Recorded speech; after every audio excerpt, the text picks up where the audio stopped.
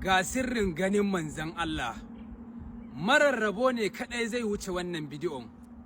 Ya Allah, duk wanda ya tura wa musulmi wannan bidiyon a yau, Allah ka haɗa shi da annabi Muhammadu. Duk wanda ya yi sharing wa musulmai suka amfana, Allah ka haɗa shi da manzan Allah a baccinsa a yau.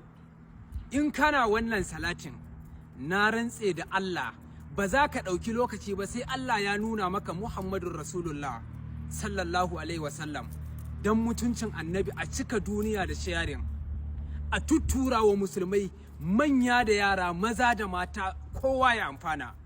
Ganin annabi arziki ne na duniya da lahira. In kana ganin annabi a baccinka, wallahi azim, Allah yana maka nuni da cewa Allah zai karɓe ka da imani, Allah zai sauwaƙa ma rayuwanka, Allah zai buɗa maka komai cikin sauƙi za ka same shi. Don mutuncin annabi a yi sharing, a shiga comment a yi ta yi wa manzon Allah salati. Idan ka zo kwanciya bacci, ka yi alwala, ka fuskanci alƙibla, ka dinga sallallahu ala Muhammadin, sallallahu ala Muhammadin ƙafa 1000. Kana gamawa sai ka kwanta bacci. Na rantse da Allah, ba za ka ɗauki lokaci ba sai Allah ya nuna ma annabi. Allah ya sa kowa ya dace. Wanda suke tambayan sarki sabulu da hayaki, sabulu na buɗe taurari, in kana wanka da wannan sabulun kuɗi na gaske za ka na samu. Ina wanda ya ce kuɗi yana lalacewa, yana yawan asara, harkoki komai ya tsaya baya tafiya.